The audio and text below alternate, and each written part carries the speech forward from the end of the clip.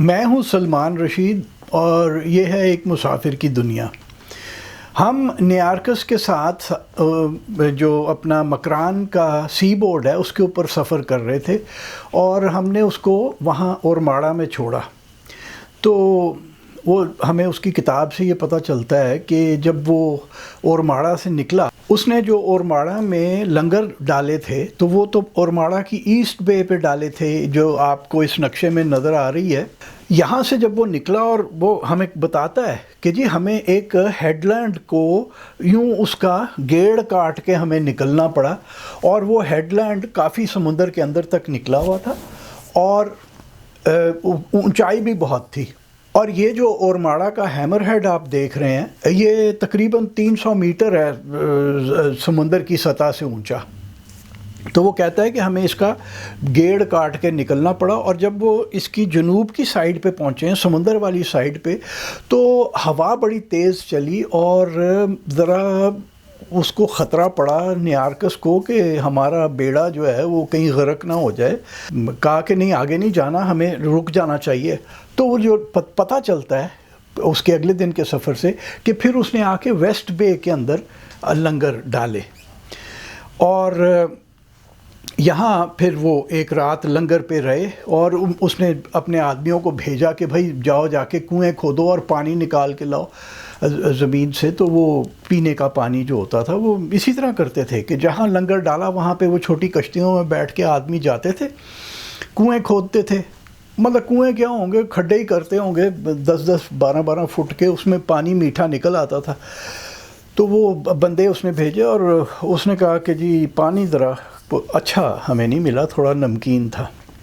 تو جب وہ سمندری طوفانی ہوائیں ذرا تھمیں اگلے دن، تو نیارکس نے اپنا سفر مغرب کی طرف دوبارہ چالو کیا، اور وہ کہتا ہے کہ جی ہم یہاں سے ہم نے وہ تو میں آپ کو یاد کرا دوں کہ وہ اسٹیڈیا میں بات کرتے تھے، تو اس کے اسٹیڈیا کو اگر آپ ٹرانسلیٹ کر لیں کلومیٹرز میں تو کچھ 37-38-40 کلومیٹر کے لگ بھگ وہ کہتا ہے ہم نے سفر کیا۔ تو ہم ایک جگہ پہنچے جس کا نام تھا کولتا، اور وہاں پہ ایک ندی بھی آ رہی تھی، تو ہم نے وہاں پہ رک کے پانی کا بندوبست کیا اور رات بھی وہیں کی۔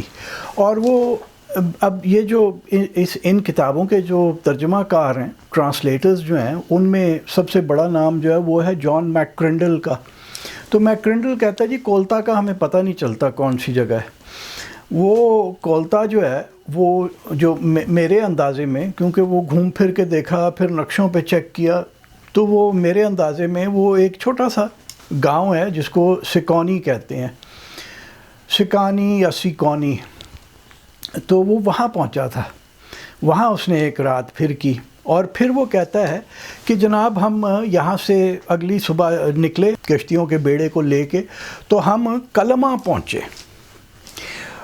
اور جو وہ پیمائش دیتا ہے سکونی سے کلمہ 17-18 کلومیٹر کی جو وہ پیمائش بتاتا ہے، وہ ایگزیکٹلی وہی ہے جو کلمت خور ہے، جو آپ اس نقشے میں وہ آپ کو سکونی بھی دکھ رہا ہے سیدھے ہاتھ کے اوپر، اور اگر آپ اس سے بائیں کو مغرب کو چلیں تو وہ جو ایک پیڑ نما ایک واٹر باڈی بن رہی ہے وہ کلمت خور ہے، اور ایک انلینڈ لگون ہے، مطلب اس کی انلیٹ باریک ہے جیسے کہ آپ کو نظر آ رہی، جیسے وہ پیڑ کا تنا ہے، اور اوپر وہ پیڑ کا جو کراؤن جسے کہتے ہیں وہ بنتا ہے، وہ پوری اسی طرح سے ہے۔ بڑی خوبصورت جگہ ہے، وہاں پہ یہ تیمر کے یا مینگروو کے جنگل بھی ہیں، اور مچھی بھی لوگ پکڑتے ہیں، اور کوئی زیادہ گہری نہیں ہے، کوئی میرا خیال ہے 35-40 میٹر گہری ہے۔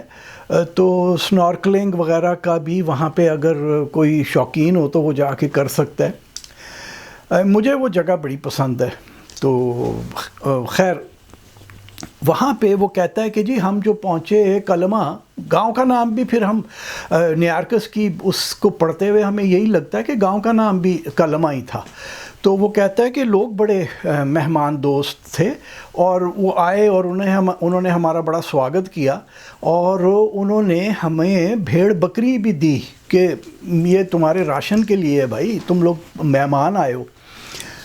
تو نیارکس کہتا ہے کہ وہ جو بھیڑیں بکریاں جو انہوں نے ہمیں دیں، ان کو جب کھایا گیا تو ان کا ذائقہ بڑا فشی ٹیسٹ ہے، مچھلی کیسا ذائقہ ہے، اور وہ کہتا ہے کہ بالکل ایسے ہی جیسے سمندری پرندوں کا ذائقہ ہوتا ہے، مچھلی نما، اس میں سے وہ ہمک سی آ رہی ہوتی ہے مچھلی کی. تو وہ کہتا ہے کہ ان جانوروں میں سے بھی وہی ہمک تھی، کیونکہ جناب یہاں پہ تو گھاس پھوس ہے ہی نہیں، اور یہ بھیڑ بکریاں جو ہیں یہ یہی کھاتی ہیں. اس سے پہلے کہ میں بھیڑ بکریوں کی مزید بات کروں، یہ بتاتا چلوں کہ وہ یہ بھی اس نے کہا کہ یہاں پہ کچھ پام ٹریز اگے ہوئے ہیں. یہ نہیں بتاتا کہ کھجور کے ہیں یا ناریل کے ہیں، لیکن اکتوبر کا مہینہ تھا، اگر کھجور کے ہوتے تو وہ ضرور کہتا کہ کھجوریں پک چکی ہوئی تھیں اور اتر گئی تھیں. وہ کہتا ہے ان کا پھل ابھی کچا ہے، تو ہو سکتا ہے کہ ناریل کے پیڑ ہوں. اب نہیں وہاں ناریل کے پیڑ لگتے، میں نے کبھی نہیں دیکھے. میں نے بلکہ پورے مکران کوسٹ کے اوپر ناریل کے پیڑ نہیں دیکھے. شاید اب کسی نے گوادر میں لگانے کی کوشش کی ہو تو وہ اور بات ہے. تو وہ کہتا ہے کہ جی یہ ہے. اور یہاں یہ جو ہے کہ جی مچھلی کھاتی ہیں بھیڑ بکریاں، کیونکہ یہاں پہ وہ نہیں ہے، گھاس پھوس نہیں ہے. تو یہ بات میں نے ہوتے ہوئے دیکھی ہے بہت سال پہلے، کوئی 25 سال پہلے آج سے. پسنی کے اندر میں تھا بازار میں، وہ ایک ریڑھی والا اپنی مچھلی لے کے جا رہا تھا، تو ایک بکری ساتھ ساتھ چل رہی تھی، اور وہ نظر بچا کے ایک آدھی مچھلی کر لیتی تھی اور کھا جاتی تھی. اور یہ میں نے کئی بار ہوتے ہوئے دیکھا کہ جو بکریاں ہیں وہ مچھلی کھا رہی ہیں. تو وہ نیارکس کے زمانے سے وہ چلا آ رہا ہے کاروبار، وہی بکریوں کی اولادیں جو ہیں وہ مچھلی کی عادی ہو چکی ہوئی ہیں. ایک بات جو اور نیارکس لکھتا ہے، وہ کہتا ہے کہ جناب یہاں جو بڑی ویلز ہیں ان کے کبھی کوئی آ جاتی ہے، کوئی سمندری طوفان کی وجہ سے وہ بیچ ہو جاتی ہے، یا کوئی مری ہوئی آ جاتی ہے، وہ لاش وہاں پہ پڑی رہتی ہے اور وہ پھر گل سڑ جاتی ہے. تو یہ جو لوگ ہیں یہ اس کی ہڈیوں سے گھر بناتے ہیں. وہ کہتا ہے جو بڑی بڑی ہڈیاں ہیں وہ چھتوں پہ ڈالتے ہیں لنٹل کے طور پہ، اور چھوٹی ہڈیوں سے وہ بیچ کے جو ہوتے ہیں کراس ممبرز وہ بناتے ہیں اپنی جھگی بنانے کے لیے. اور وہ کہتا ہے کہ جو جبڑا ہے ان بڑی آبی جانوروں کا وہ گھر کی دروازے کی چوگاٹھ کے طور پہ استعمال کرتے ہیں. میں نے مچھلی یا ویل کے ہڈیوں سے گھر بنے ہوئے نہیں دیکھے، البتہ میں نے ایک چیز ضرور دیکھی ہے، اور خاص کر کے پسنی میں نے دیکھی تھی کہ وہ جو ویل کی یہ ریڑھ کی ہڈی ہے، وہ ایک جو ویٹبرا جسے ہم کہتے ہیں، اس کو سٹول کے طور پہ استعمال کیا جاتا ہے. سمندر کے اوپر، بیچ کے اوپر بھی بے شمار پڑے ہوئے ہیں، اور وہ جو یہ مچھیرے لوگ ہیں انہوں نے کام کرتے ہوئے اگر بیٹھنا ہو تو یہ اس ورٹبرا کو سیدھا کر کے سٹول کے طور پہ استعمال کرتے ہیں. اور 25 سال پہلے میں نے پسنی کی ایک 2 چائے خانوں میں بھی وہ ورٹبراز کو سٹول کے طور پہ استعمال ہوتے ہوئے دیکھا تھا. تو وہ نیارکس کی بات صحیح ہے کہ وہ ان کا استعمال ہوتا تھا ہڈیوں کا. خیر وہ یہاں پہ ہوتا ہے تو وہ ان سے وہ بھیڑ بکری اسے مل جاتی ہے، ان کا کوئی راشن کا بندوبست ہو جاتا ہے. وہ پھر اسے ایک جزیرے کی داستان بھی سناتے ہیں. وہ کہتے ہیں جی جزیرے کا نام کاربینہ ہے اور وہ باہر ہے. اور یہ میں جزیرے کا استولا جزیرے کی داستان اسی اپنے چینل کے اوپر آپ کو پہلے سنا چکا ہوں، تو ہم اس کے اندر نہیں جائیں گے. تو یہاں سے کلمت سے وہ جو اپنا سفر آگے جاری رکھتا ہے، تو وہ کہتا ہے کہ جی ہم پھر پہنچتے ہیں ایک آبادی میں جہاں پہ کہ ہم نے رات کرنی تھی. تو وہ اس کا نام وہ ہمیں قصہ بتاتا ہے. اب اس نام کا کوئی وہاں پہ کچھ نہیں ہے، لیکن ایک آبادی جو اگر آپ اس کی پیمائش کو دیکھیں تو جو آبادی بنتی ہے وہ رمڑا کی آبادی بنتی ہے، اور رمڑا ندی بھی اوپر سے آ رہی ہے. یہاں پہ بڑی دلچسپ یہ ہے کہ رمڑا جو ہے وہ ندی تو اوپر سے آ رہی ہے، وہ جب بالکل سمندر کے پاس پہنچتی تو اس میں سے ایک شاخ جو کہ آپ اس نقشے میں دیکھ رہے ہیں وہ نکل کے مشرق کو چلتی ہے، اور سمندر کے ساتھ ساتھ متوازی پیرلل چل کے پھر آ کے وہ سمندر میں گر جاتی ہے. ہائی ٹائیڈ کے اوپر اس میں سمندری پانی ہوتا ہے، اور جب لو ٹائیڈ ہوتا ہے تو ندی میں اگر پانی آ رہا ہے بارشوں کا تو وہ ندی میں پانی ہوتا ہے. تو یہاں پہ نیارکس نے کہا کہ کنویں کھودے جائیں، اور یہاں انہوں نے کھدائی پھر کی. اچھا وہ کہتا ہے کہ جناب جیسے پہلے کلمت کے لوگ تو بڑے اچھے تھے، تو یہ جو لوگ ہمیں جب ہم آ رہے ہیں تو ہم نے دیکھا کہ بے شمار کشتیاں مچھیروں کی سمندر میں ہیں اور وہ اپنے کام میں لگے ہوئے ہیں. کہتا جیسے ہی ہم نزدیک پہنچے وہ بندے اپنی کشتیاں لے کے ساحل پہ چلے گئے اور بھاگ لگا گئے، سارے بھاگ گئے، گاؤں خالی ہو گیا. تو وہ بیچارے سادہ لوگ تھے نا، وہ انہیں یہ نہیں پتہ تھا کہ ابھی انہوں نے کرنا کیا ہے. یونانیوں نے، یہ لوگ آئے، انہوں نے دیکھا گاؤں ویران پڑا ہے، وہاں جانور پشو وغیرہ پھر رہے تھے، انہوں نے ساری بھیڑ بکریاں ہانکیں اور چوری کر کے لے آئے اپنی کشتیوں میں. تو اچھا ہوتا کہ وہ جو بیچارے مچھیرے تھے کسا کے یا رمڑا کے، وہ اپنی بھیڑ بکری بھی ساتھ ہی لے کے جاتے. تو وہاں انہوں نے ان کو وہ خوار کر دیا، ان کا مال چوری کر لیا. اگلے دن جو وہ یہاں سے چلتا ہے تو پھر اس کی پیمائش بڑی ایگزیکٹ ہے، کئی دفعہ غلط بھی ہو جاتی ہے اور ہمیں پھر حساب لگانا پڑتا ہے کہ نہیں اتنا سفر وہ نہیں کر سکتے تھے.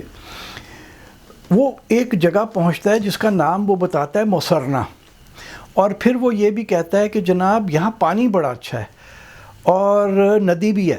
اور وہ یہ کہتا ہے کہ ایک پرومونٹری، ایک کیپ جو ہے وہ کوئی کافی لمبا اس کے حساب میں، وہ میرا خیال ہے کہ وہ جو چونکہ وہ تو ہاتھ سے کتابیں لکھی جاتی تھیں اس زمانے میں، تو کاپیسٹ جو ہوتے تھے ان سے بھی کبھی کبھی غلطی ہو جاتی تھی. تو میرا خیال ہے کہ کاپیسٹ کی غلطی ہے کہ وہ لکھتا ہے کہ یہ جو ہے کوئی 20 کلومیٹر باہر نکلا ہوا ہے، وہ جو زمین کا ایک ٹکڑا ہے باہر نکلا ہوا ہے، وہ 20 کلومیٹر نہیں ہے. وہ جو پہنچتا ہے وہ پسنی پہنچتا ہے، اور وہ وہاں پہ جو شادی ندی ہے وہ اوپر سے آ رہی ہے، تو پانی بھی ہے اچھا اس کے پاس.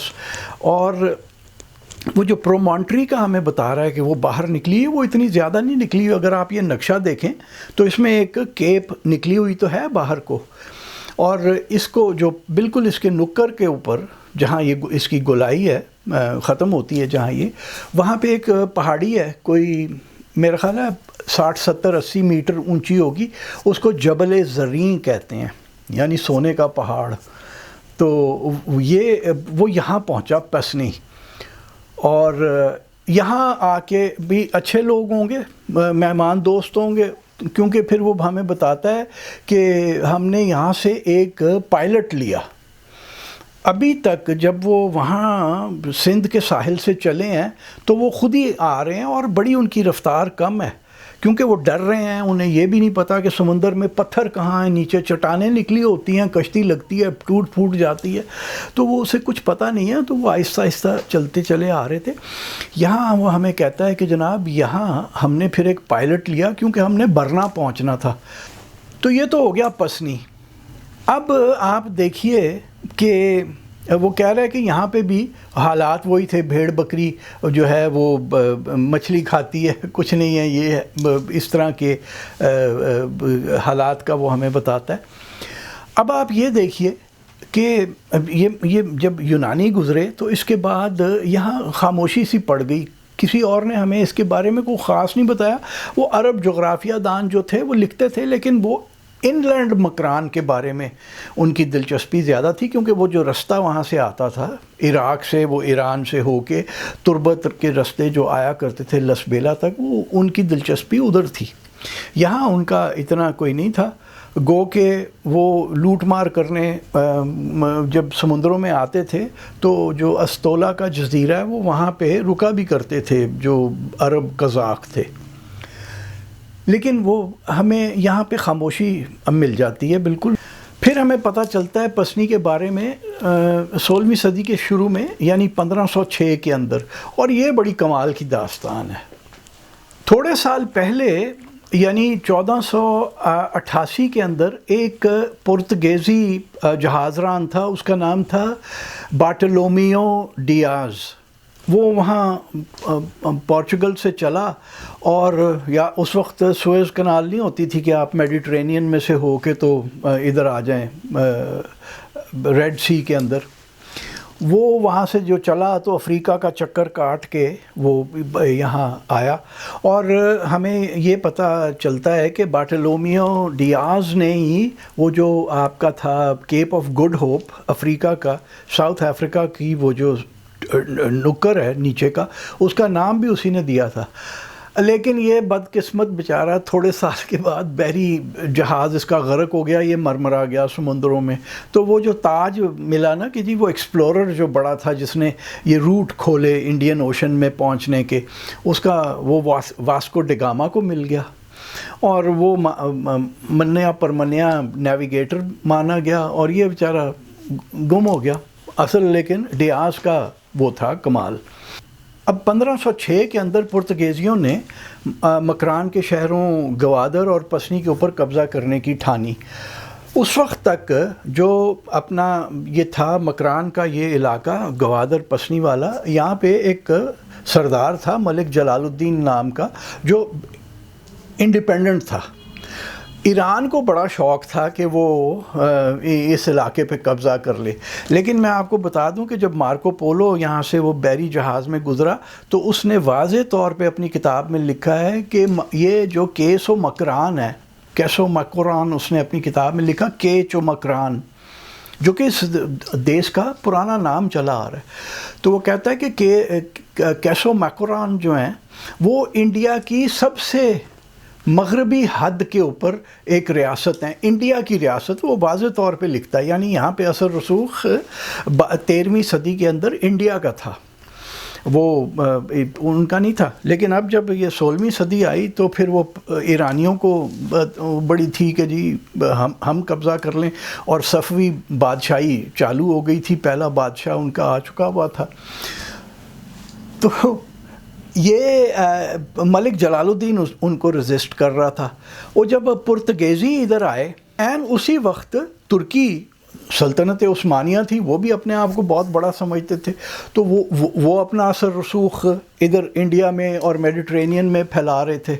اور یہ اپنے مکران کے اوپر قبضہ کرنے کا مقصد صرف ایک تھا کہ یہاں سے تجارت بہت ساری گزرتی ہوگی، وہ کچھ کاٹھیاواڑ سے اور مالابار کی جو ریاستیں تھیں پیننسولر انڈیا میں، وہاں سے بحری جہاز یہیں سے ہو کے گزرا کرتے تھے جو کہ مغرب کی طرف جاتے تھے، اور ظاہر ہے کہ جہاں تجارت گزر رہی ہو وہاں پیسہ ہوتا ہے۔ تو یہ قبضہ کرنے کا مقصد صرف یہ تھا کہ اس کے اوپر اپنا مال پانی ادھر سے حاصل کیا جائے۔ تو اب پرتگیزیوں کا بھی تھا اور ایرانیوں کا بھی تھا اور ترکوں کا بھی تھا، اور ملک جلال الدین جو تھا وہ بیچ میں ایک انڈیپینڈنٹ سردار تھا، بادشاہ تھا اپنے دیش کا۔ تو اب یہ جو ایک رائیولری چل رہی تھی پرتگیزیوں اور سلطنت عثمانیہ کے درمیان، اس میں یہ دو بڑے میریٹائم پاورز تھے، یعنی سمندری پاورز یہی تھے دو بڑے۔ ایران کے پاس کوئی ایسی کوئی فلیٹس وغیرہ نہیں تھی، ان کا کوئی دلچسپی بھی نہیں تھی کوئی سمندروں کے ساتھ۔ تو یہ جو پرتگیزی تھے انہوں نے آ کے ایران سے کہا کہ وہ بہن ہمیں آپ ایک ادھر جگہ دے دیں تو ہم یہ ان کو ترکوں کو نہیں گھسنے دیں گے۔ انہوں نے ہرمز جو شہر ہے خلیج فارس کے اندر، پرشین گلف کے اندر، وہاں پہ انہوں نے پرتگیزیوں کو، ایرانیوں نے ایک اپنا ہیڈ کوارٹر بنانے کی اجازت دے دی۔ تھوڑے یہ اب کوئی 1516 کی بات ہے، تھوڑے ہی سال کے اندر ایک آدھ سال کے اندر ہی وہ جو پرتگیزی تھے انہوں نے آ کے مسقط میں ایک جگہ بنا لی، اور پھر وہ جو چپکلش تھی وہ بڑھتی چلی گئی، حتیٰ کہ وہ فل فلیجڈ لڑائی کی صورت اختیار کر گئی۔ 1554 میں 1554 میں جو سلیمان دا میگنیفیسنٹ جو جسے کہتے ہیں انگریز، وہ سلطنت عثمانیہ کا بادشاہ تھا، خلیفہ تھا، تو اس نے ایک اپنی جو بحری بیڑا تھا اس کی 15 کشتیاں بحری جہاز اس نے ادھر بھیجے کہ بھائی یہ جا کے پرتگیزیوں کو یہاں سے نکال دیا جائے۔ یہاں پہ جو ایران کی ہرمز میں جو بندرگاہ میں جو کہ پورچوگیز ایڈمرل تھا، اس کا نام تھا فرنانڈو نورونہا، اور جو ترکی کا جو ایڈمرل تھا اس کا نام تھا علی رئیس۔ اگر آپ علی رئیس کی کتاب پڑھیں تو وہ بڑی دلچسپ ہے، اس میں یہ سارے واقعات آپ کو مل جاتے ہیں. اور علی رئیس کافی پھر ادھر گھومتا پھرتا رہا، انڈیا دلی تک آ گیا وہ سیر سپاٹے کرتا ہوا، تو وہ کافی عرصہ یہاں پہ رہا مکران میں. تو نتیجہ یہ ہوا کہ ملک جلال الدین کی مدد جو تھی علی رئیس کے لیے، جو کہ ترک تھا، اب ان کی صلح ہو گئی، اور ادھر پرتگیزیوں اور ایرانیوں کی صلح ہو چکی ہوئی ہے بہت زیادہ. تو پرتگیزی آئے اور انہوں نے 1580 کے اندر آ کے پسنی اور گوادر کو آگ لگا دی. اور the rich and beautiful city of Pasni, یہ ایک پرتگیزی تاریخ دان جس کا نام مانویل ڈی فاریا ای سوزا ہے، وہ یہ ہمیں اپنی کتاب میں بتا رہا ہے، اور وہ کتاب انگریزی میں ترجمہ ہو چکی ہے. اس کا ٹائٹل ہے پورچوگیز انڈیا. اس میں مانویل ڈی فاریا ای سوزا جو ہے وہ ہمیں بتاتا ہے کہ جناب the rich and beautiful city of Pasni, یعنی وہ بہت ہی کوئی خوبصورت شہر تھا اور مال پانی بہت تھا. اچھا دیکھیے، وہ جب اس کے زمانے میں، نیارکس کے زمانے میں، وہ کچھ نہیں تھا کھانے پینے کو. وہ بھیڑ بکریاں بھی گھاس پھوس کی جگہ مچھلی کھاتی تھیں، مچھلی کے علاوہ کچھ تھا نہیں. لیکن جب مارکو پولو گزر رہا ہے تو اس نے گوادر کے بارے میں ایک اس کی جو آبزرویشن ہے وہ 1294 میں وہ یہ کہتا ہے کہ جناب یہاں پہ ٹریڈ بہت زیادہ ہے گوادر میں، اور یہاں پہ مطلب مال دولت ہے لوگوں کے پاس. یہاں پہ آپ کو خوراک میں چاول، کنک کا آٹا، گوشت، دودھ، یہ سب کچھ آپ کو مل جاتا ہے.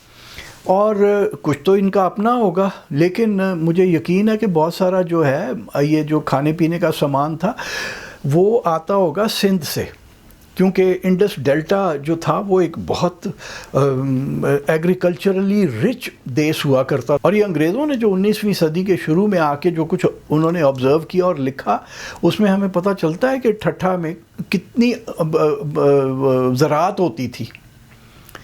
تو وہاں سے آتا ہوگا. باقی بھیڑ بکری، مال ڈنگر ان کا اپنا ہوگا، جو کہ ان کے پاس سارا کچھ تھا کھانے کو.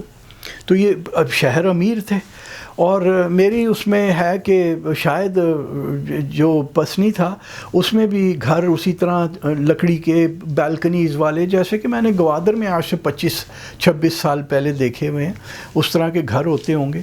مجھے لوگوں نے بتایا ہے کہ جناب اب بھی کبھی اگر وہاں اس میں شادی کور جو ندی پسنی کے نزدیک سے گزر رہی ہے اس میں سیلاب آ جائے تو اوپر پہاڑوں سے اس میں لکڑی بہت ساری آتی ہے، جس میں کیکر ہوتا ہے، دوسری جو پہاڑ کی لکڑی ہے جو بھی ہوتی ہیں وہ آتی ہیں، جو گز جسے اوکین ہم کہتے ہیں،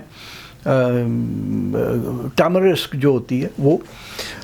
اور یہ انہی کے گھر بنایا کرتے ہوں گے یقیناً کہ وہ خوبصورت شہر تھا جس کو پھر انہوں نے آگ لگا دی. ویسے پرتگیزی تھے بڑے غلط بندے، انہوں نے نہ صرف پسنی کو لوٹا اور آگ لگائی، گوادر کو لوٹا اور آگ لگائی.